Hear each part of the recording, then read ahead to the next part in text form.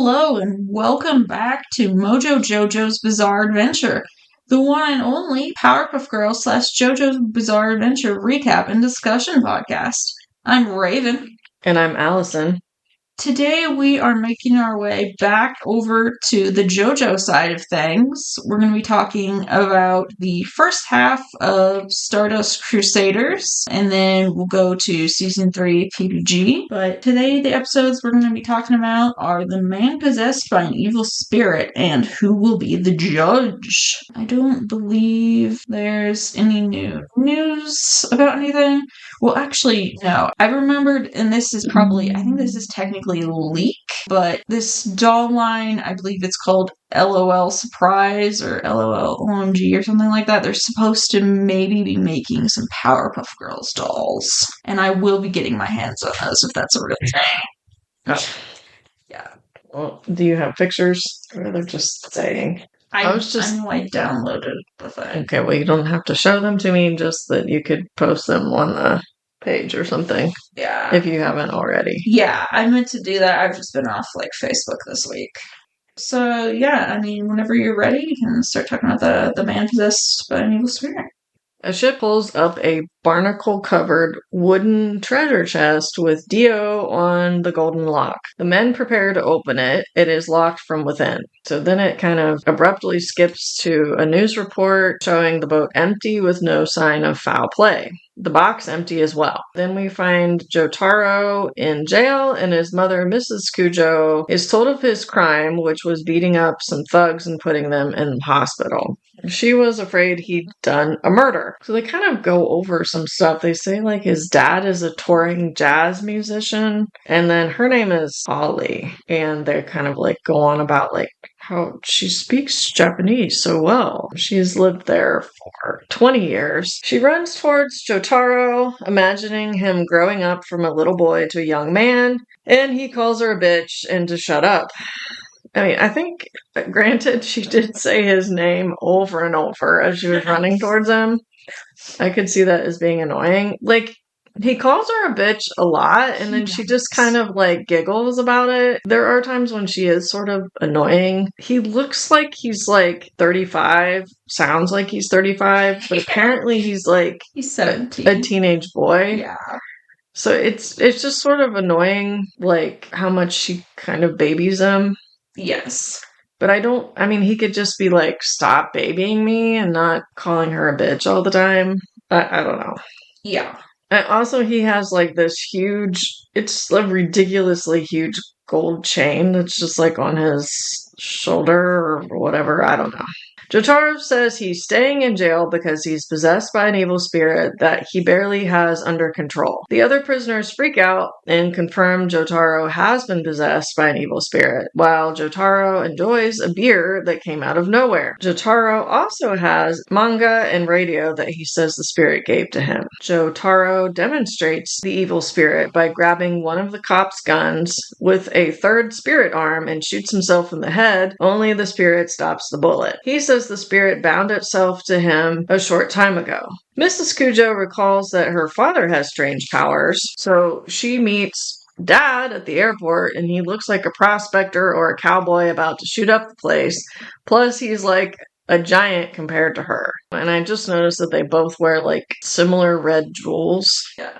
Grandpa JoJo came from New York. She reveals she could see Jotaro's evil spirit even though no one else could. Jotaro now has a laptop and RC car, among other things, in his jail cell. Grandpa Joe gruffly tells Jotaro he's coming home with him. So he doesn't want he wants to stay locked up so he doesn't hurt anyone. He's not impressed by Gramps, and he shows that he's taken off Gramps' prosthetic pinky. Grandpa Joe knows exactly what the evil spirit is, and he presents the Egyptian Avdol, who just conveniently comes out of the shadows. Grandpa J begs Avdol to get Jotaro out of the cell. He says he will, but he may cause Jotaro to be begging because he will be in so much pain. He'll be begging to leave. Avdol glows like he's on fire. Then a genie-looking figure is in front of him with a bodybuilder's torso and a red bird head with the name of Magician's Red. The bird spirit whips fire at Jotaro. The heat increases in the room, and when the bird spirit grabs Jotaro's shoulders, Jotaro's evil spirit shrugs it off. It's purple figure and clearly visible, and Gramps says it's incredibly strong. Jotaro wants to take on Avdol and his bird. Jotaro's spirit grabs the bird by the neck, so Avdol wants to no longer take it easy on Jotaro and says he may well put Jotaro in the hospital. Avdol then uses red bind on Jotaro, who is wrapped in a kind of rope of fire. Because Jotaro can barely breathe, his evil spirit is weakened. Gramps says the spirit is a vision created by Jotaro's life energy. He calls the spirit a stand because it stands by his side. So just to make things clear that it's not an evil spirit and he's not possessed. Like, he's creating this stand himself. Yes.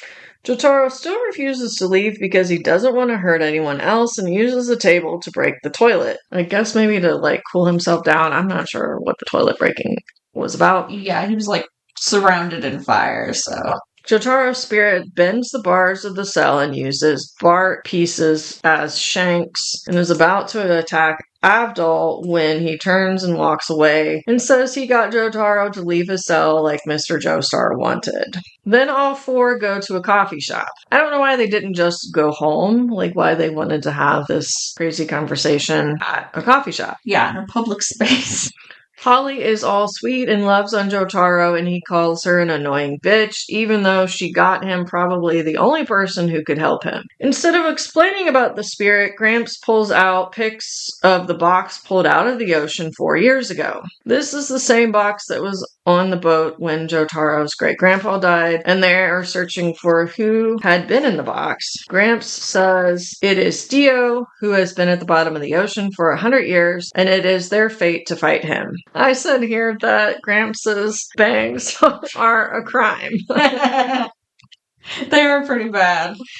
Jotaro doesn't believe his story, but Avdol tells him that their evil spirits are equally unbelievable. Gramps presents a Polaroid camera and says he will show them. Gramps also has a stand, which reveals visions from far away on a Polaroid, but he has to destroy a camera every time to use it. So thorns came out of his hand, and he karate chops the camera. So just a single Polaroid comes out. The photo will reveal Jotaro's destiny. Also, Gramps, Holly, and Jotaro all have purple star birthmarks on the backs of their necks. All Joestars have it. So it almost seemed like they didn't know that they all had the purple star birthmark, and they were perfect purple stars. Yeah. In the exact same place.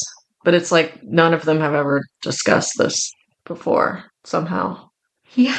Impatient, Jotaro grabs the Polaroid and it reveals a Dio with Jonathan's stolen body. So he also has the purple star on the back of his neck. Somehow his resurgence has awakened their stand powers. Avdol has had his since birth. They decide to go home. Not sure why they didn't do that in the first place. Dio is shown and he's drained a woman and can feel the Joestar's presence, I guess.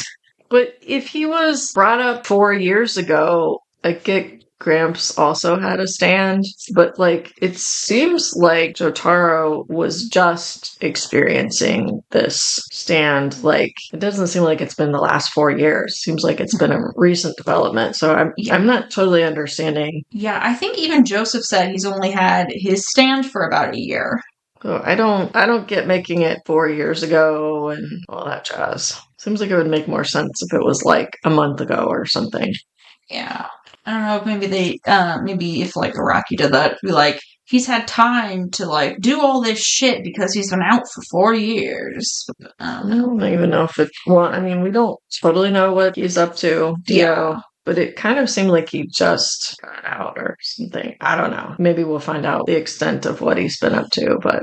Yes. Do we see Jotaro's dad? I don't think we ever see his dad. God. I don't. Yeah, and it doesn't even make Mr. He could be.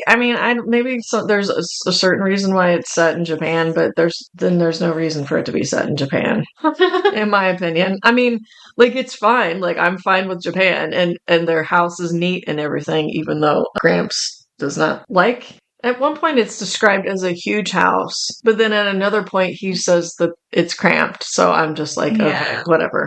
He's so goddamn tall, and so like, yeah, I know. Like sometimes traditionally, or maybe as like a stereotype, like Asian people are short. Maybe it's an older house because even when you look at white people, like 100 years ago, like the doorways and stuff are shorter. Yeah. So it could be it's an older house, but yeah. Exactly how tall Joseph and stuff is supposed to be. I've seen he's like 6 foot something, like 6'3", 6'4". They just look, it's almost comically large. Yeah. Mrs. Cujo, Holly, she looks like a child next to her dad at the airport, like when she's hugging him. And then, like in the next episode, like when Jotaro's going to school with the girls that know him and are, I'm assuming, in his same grade. Like he just looks like, they look like they're like 10 or something and he's like a grown man. Like I don't know. Yeah. Like I get being big. It just doesn't make sense. Like why is Holly also maybe not a taller person, but yeah.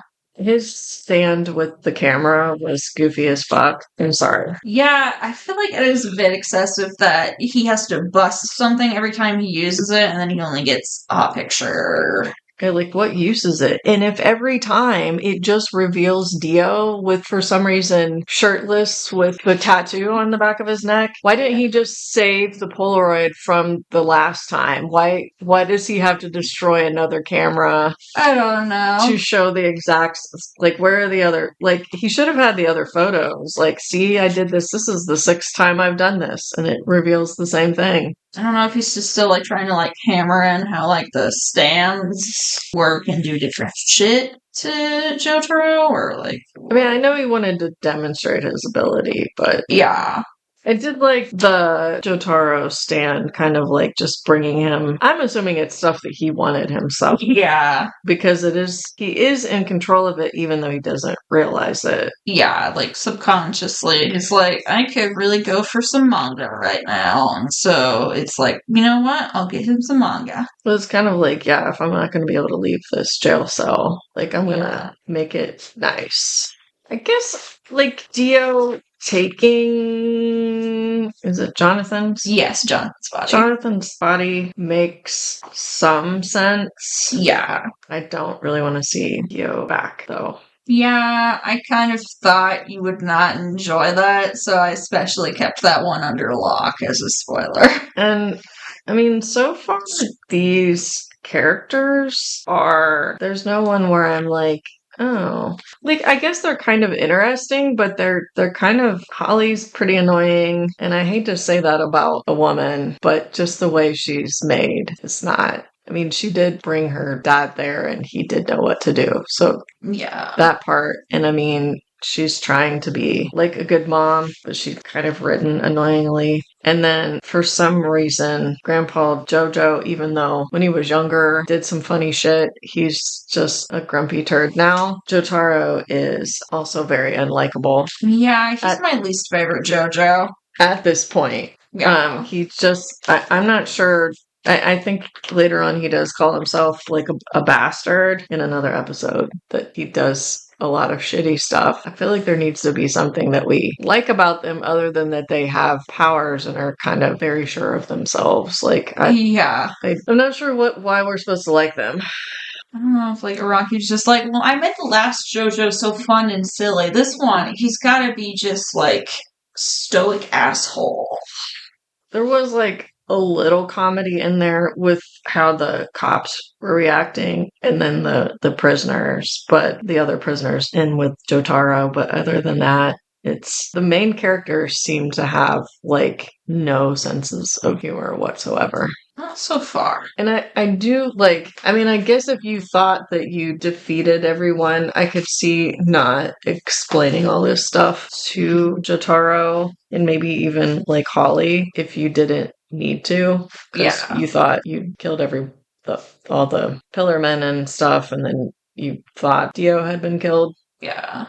So, I mean, here it kind of makes sense that Jotaro doesn't understand. But Gramps coming in and, like, just expecting him to obey, like, with very little background information. Has he ever met a teenager? Well, has he even met his grandpa? It's like, why should he trust this man other than, like, Yeah. his mom brought him in and then he just, like, get up and get out of there. And I guess that part of Jotaro is noble in that, like, I think he said when he was beating those people up, the reason why he was in jail was, like, he barely had his stand under control. Like, he might have very well killed someone. He didn't want to leave and further hurt someone, so like that part is like something that you could, I guess, like about him. So I'm going to talk a little bit about the stands. So the stands in this part are mainly named after tarot cards. I'm just going to talk about the ones in this episode that are named. So first off, of course, we have Avdol's stand, Magician's Red. So I have the Ethereal Visions deck by Matt Hughes, and so I'm going to be largely paraphrasing the cards entries from that. So in tarot, the magician can symbolize skill, confidence, action, concentration, and accomplishment. The magician is surrounded by the 4 elements, or perhaps the 4 suites of tarot, depending on your deck, which symbolizes holding all the tools you need to bring your desires to life. He brings to mind the creativity, skill, focus, and desire one needs to accomplish any goal. But yeah, that is the magician. And I mean, I'm assuming he just chose Magician's Red because the stand itself is red. So yeah, we're going to I'm going to start talking about who will be the judge, which is the second episode in this season. Polly wants to give Jotaro his goodbye kiss before school, but he calls her a bitch yet again. That's just a huge part of why I don't like him, is he's always calling his mom a bitch. I'm like, she's a little annoying, but she seems like mostly a nice lady. On his way to school, a bunch of teen girls fight to get Jotaro's attention, but they just irritate him and he calls them annoying. They are delighted, however, just to be spoken to by him. Meanwhile, we see a guy with red hair and an easel watching them. He paints Jotaro, and as Jotaro reaches some stairs, the redhead paints red slash on his leg. Jotaro suddenly develops a cut on his leg as he's going down the steps, which causes him to fall and lose his balance. He uses his stand to grab a hold of some branches, which gently release him onto the ground. He still fell pretty hard down a bunch of the steps, however. Jotaro wonders how he hurt his leg, not noticing the red-haired painter at the top of the steps monologuing about someone wanting to get rid of Jotaro and his very powerful stand. The teen girls fawn over Jotaro some more. The painter comes down the steps and offers Jotaro a hanky for his cut. Jotaro thanks the guy, Noriaki Kakyoin, for the hanky, and asks if he's new here, and Kakyoin says he just transferred to the school yesterday. Which Kakyoin is just like Jotaro's age as well, but the way he's drawn, he also still looks like a 35-year-old dude, and this does get better, like in part 4 and 5 and stuff. I feel like the characters actually, who are supposed to be like in their teens or 20s, actually look like in their teens or 20s. Kakyoin says he just transferred to the school yesterday. He tells Jotaro he'll see him around, and then the teen girls are all giggly about Kakyoin as well as Jotaro. Meanwhile, Dio says he wouldn't have survived at the bottom of the ocean without Jonathan's body. He is somewhat pleased about gaining a stand from Jonathan's body, but irritated that it's also given the rest of the Joestar family stands as well. He vows to eliminate them all. I guess I didn't pick up that he also had a stand. Yeah, we won't see about that stand for a bit, but yeah. He has one as well. Joseph is the only English dude to prefer coffee to tea. He complains about how tiny the rooms are in Japan. Avdol says he finds Japan fascinating and enjoys the tea ceremonies. Avdol wonders if Dio knows about their existence as well since they know about him. Joseph complains about the Japanese coffee, and Avdol tells him it's actually American coffee. We cut back to Jotaro, and he goes to, I guess, the school doctor instead of the school nurse about his cut. The doctor asks if he's been fighting again. He tells Jotaro she'll need to cut his pants to treat the wound, and Jotaro says he'll just take them off. He bends down to take them off when the hanky falls out of his coat. It had writing all over it. However, it's in Japanese, and there was no translation given, so I don't know exactly what it says. But he's alarmed when he remembers Kakyoin. There are 2 other boys in the doctor's office, and they freak out when the doctor starts swinging around her fountain pen, which she insists is the thermometer she's going to use to check their temperatures. She calls them stupid for thinking that it's anything other than a thermometer. She starts foaming at the mouth and asks them if they think it's a pen instead of a thermometer, and tells them if they think it's a pen instead of a thermometer that they need to get a closer look, and then she stabs one of them in the eye with it. Those guys understandably freak out and leave. The doctor attacks Jotaro with the pen as well, narrowly missing his eye. Jotaro says she's too strong to be a normal woman and wonders if Kakuin caused his cut in the doctor to freak out on everyone. Kakuin shows up in the windowsill and admits to it, saying she's being controlled by his stand, and that if Jotaro hurts the stand, which is called Hierophant Green, that he'll hurt the doctor too. Jotaro asks who he is, and Kakuin's like, duh, I told you, I'm Noriaki Kakuin. He says he's human, but he's pledged loyalty to him. He starts using a marionette to control the doctor, which makes her top pop open, eye roll, and Jotaro sees the stand in the back of her mouth. Jotaro kisses her and uses his stand to grab Kakuin's with his teeth. Jotaro says he won't hurt her and he'll just attack the stand now that he's pulled it out. He calls it a sleazy stand that can only control other people. Kakuin mocks him, but Jotaro says he can see the marks in Kakuin's head from his stand, because he bit down on the head of the stand. He says that if he crushes Hierophant Green's head like the melon that it is, it'll crush Kakuin's head too. He says he wants to take Kakuin back to his grandfather, but Kakuin unleashes some green goo upon Jotaro, declaring the move Emerald Splash. He knocks Jotaro backwards into a wall, which stuns him. Kakuin mocks him some more and declares that the green goo is actually a surge of destructive energy and it will have wrecked Jotaro's insides. He also says that his stand likes to hide and that by dragging the stand out of the doctor's throat, it hurt her too. And then she falls backwards with a spray of blood. Kakuin says it's all Jotaro's fault for hurting the doctor. He says Jotaro must be held responsible, that if Jotaro had just let him kill him, the doctor would have been left unharmed. Jotaro says no one's ever accused him of being a nice guy, but he can spot evil when he sees it, and that Kakuin is evil. Kakuin says that only the loser is evil, and how you win is irrelevant. He catches Jotaro in Hierophant Green's tail and declares he's going to finish him off. He goes to hit Jotaro with Emerald Splash again, when Jotaro uses his stand to deflect the blow. Then Jotaro's stand punches the shit out of Kakuin and Hierophant Green, because basically that's what its power is that he just punches the shit out of people really fast. Somehow crushing Hierophant's head doesn't crush Kakuin's. Jotaro says he'll teach Kakuin justice with his stand and lands a blow that busts the windows out of the room with its ferocity. Kakuin falls in a spray of blood and says that Jotaro's stand is incredibly powerful. Jotaro says that was a close call, that the doctor will be fine when her wounds are treated. He scoops up Kakuin and jumps out the window with him, saying that they need to get information about Dio out of him. Back at the Kujo residence, Holly says she felt a connection with Jotaro and that he must be thinking about her right now at school. Jotaro says that he wasn't thinking about her at all, which startles her, and she's holding a picture of him and almost drops it. Holly is also startled to see Kakuin covered in blood, but directs him to Joseph and Avdol when he asks. Jotaro says Holly looks a little pale and asks if she's alright, which Holly takes as a sign that he cares after all. Joseph says Kakuin will die in a few days, and the reason he came to Jotaro's school to attack him is the flesh bud that Dio planted on his head, which is controlling Kakuin. And that's pretty much it. You don't really need too much more after you find the flesh blood. I mean, I guess you were pretty thorough there. I don't know if I have a whole lot except some silly observations, like that the doctor's hair is also a crime. And I thought that Kakuin's stand's head kind of looked like Ant-Man. A little, yeah. It was sort of white and green, and then I think it turned purple later. Yeah. But it just sort of had, I don't know, some of them have they felt like the genie body at the end, but it had all these tentacles and stuff. It's kind of alarming. I don't know. Yeah. Him falling down the stairs at the beginning, those were it was...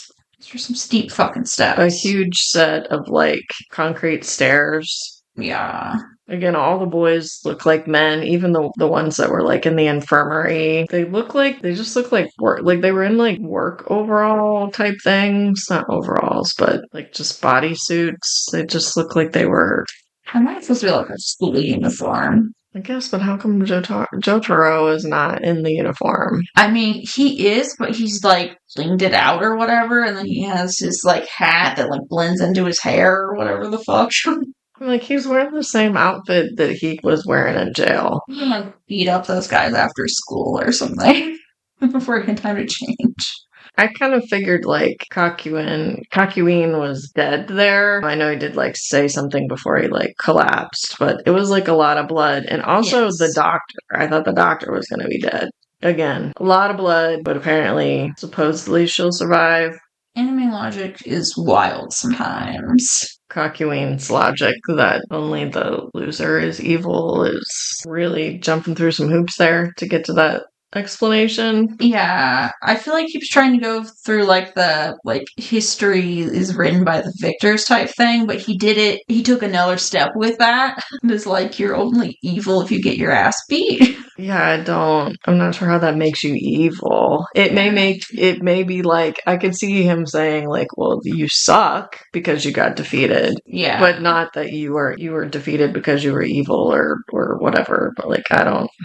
And yeah, I mean, it does make sense, again, that Jotaro would like to learn more about Dio. Maybe he should have, like, stayed home from school since he was just in jail, and they could have went over some probably pertinent information with him before he left the house again. Yeah. I don't know. So is that kind of like the parasite that was in, like, Susie, or is this something else that's on his forehead? It's a little different because the thing that was in Susie was basically like the brain and the brainstem, and the flesh bud is a little different than that, and it's like, you know, smaller, and not like Dio had to like pop out his insides to do it, but it's a little similar in the way it operates. Because, like, some of the people that they turned, and I guess they were vampires, though, but they were just, like, where they were all in with following everything Dio wanted or whatever, so. Yeah. I guess it makes sense that he's being controlled. Not sure where he found another person with a stand, and then what's causing the stand on that guy.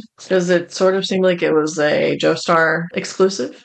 I don't know. Well, I guess Avdol was born with it, though, or Yes, yeah. something. So I guess there's some people, maybe it's like the Haman users. Some people are naturals and some people aren't. Yeah. I don't know, because I'm just not totally sure I know really what I'm talking about, but I'm trying to sound like I know what I'm talking about. That's fair. Shoujo logic is wild sometimes. I'm not sure what to think about these stands. Are we just not using Haman now at all? Yeah, I was wondering if you were going to wonder about that. I think the only thing I can think of, I think there is an episode where for some reason Joseph can't use his stand for whatever reason, so then he has to use his Haman, and he's kind of annoyed about that. But I think after that, like, it just stands. I didn't even know Haman was a thing when I first started watching it, because I only knew about stands. Oh. And then you're like, where's the stands? Yeah, I was like, where's the stands? And then I would see Josuke, who's the next JoJo. And I was like, when are we getting to the guy with the big ass pompadour? Well, this kind of reminds me of like Pokemon when it's like a huge Pokemon. Like, not like, you know, like Pikachu, but like, I can't think of a name of a giant Pokemon, but like where you're tossing it out to fight for you or whatever. The stands are almost like. Yeah. The stands are like legendary Pokemon almost. So I guess I do want to talk about the Hierophant now, since that is Kakuin's stand, Hierophant Green. I feel like the meaning behind the Hierophant doesn't suit him as well as like the Magician for Avdol, but that's just me. So the Hierophant can symbolize tradition, guidance, spirituality, institution, being orthodox/traditional. The Hierophant is an older man who brings to mind the rigidity of tradition. He symbolizes seeking knowledge through traditional established means. When I think of the quote-unquote man, the one who gets you down, who represents the establishment, I kind of think of the Hierophant, just like the stubbornness that things must be done a certain way because they've always been done that way. And maybe a little bit like the Hierophant's kind of like a traditional, like religious figure of some kind. But I just feel like he's sort of an odd choice for Calculine. Just, I don't know, like how Araki picked those. If he just kind of picks those as seemingly randomly as like when he'll have a character named after like a rock star or whatever.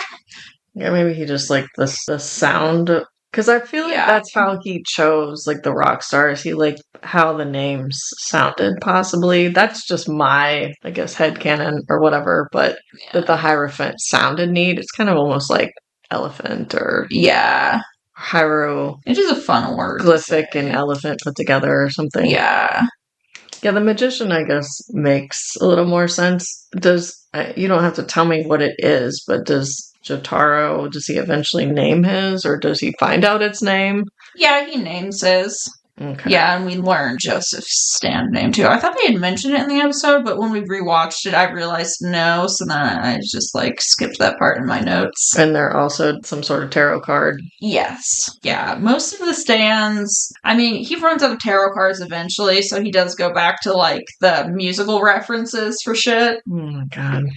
So it is just the major arcana in tarot. He doesn't have like, there's no one with a stand that's like the Three of Cups or something. I mean, there's like a queen, and isn't there? Yeah, there's like the Queen of Cups and the King of Cups. I know, I'm just on the cups, but I can't think of all the. I haven't like looked at them recently. Yeah, I'm just kind of pulled them out. I haven't messed with them in a little bit, but I pulled them out last night to like look at the description and the booklet, and then just kind of like the vibe that the card itself gave me when I was looking at it. I need to get more back into messing with tarot. I've just been so tired at night lately, so I just haven't fiddled around with it the way I need to. I want to be there when Gramps tries to explain the Haman to Jotaro. Say what now? Like, yeah, we have this special martial arts that's as powerful as the sun. I guess I should have said, like the part with my notes are all out of order now, but with the doctor, like, was pretty creepy. It was a little goofy, like, having her bosoms come out or whatever at the one point. It didn't, it's not like she, like, ripped at her shirt or, like she, like, hulked out. Expanded with power or something. Yeah. They just were out. Yeah. And then some of these, Emerald Splash! I'm like, come on. I liked when he said, no one can just deflect Emerald Splash. That's such an anime-ass line. And then there's always, like these guys, they've never, they don't have control of their powers or whatever, but it's always like, they're the most, I've never seen anyone do that before. Like, okay. Your stand is so powerful. Like, okay. I don't know. So I guess that concludes our discussion this week about JoJo. The next two episodes we're going to be discussing are called The Curse of Dio and The Tower of Grey. So get ready for those. If you're trying to, watch along with us, maybe watch those first before come back to hear us discuss them, because as always, it's going to be very spoilery. If you have been enjoying the pod and you haven't already, it would be super cool if you could follow/subscribe to the podcast and leave us a review. It would be super cool if we could get the podcast out there to more folks, and if it gets more reviews and gets more like notoriety and stuff, then we can do that. I would love to get to the point where we can like monetize the podcast, maybe have like a Patreon or like merch, what have you. And to be able to do that, we need some feedback and we need more folks to listen. And we do have another podcast. If you've enjoyed listening to us talk about vampires, we have What We Pod in the Shadows, which is a What We Do in the Shadows podcast. And we are currently talking about season 1. We had initially started talking about season 6 while it was airing, a new episode each week. And now we're going back to the beginning with season 1 again. Again, share with your friends or just put out there on social media if you enjoy our podcasts and we could really use some feedback. Yeah, we just love to hear about how folks feel about the podcast itself. And, you can also include, your opinions about the episodes of Powerpuff Girls and JoJo and just, stuff like that. We'd love to be able to have like a continuing discussion about the shows. So I think that's everything. So until next time, I'll be the roundabout. Goodbye. Goodbye.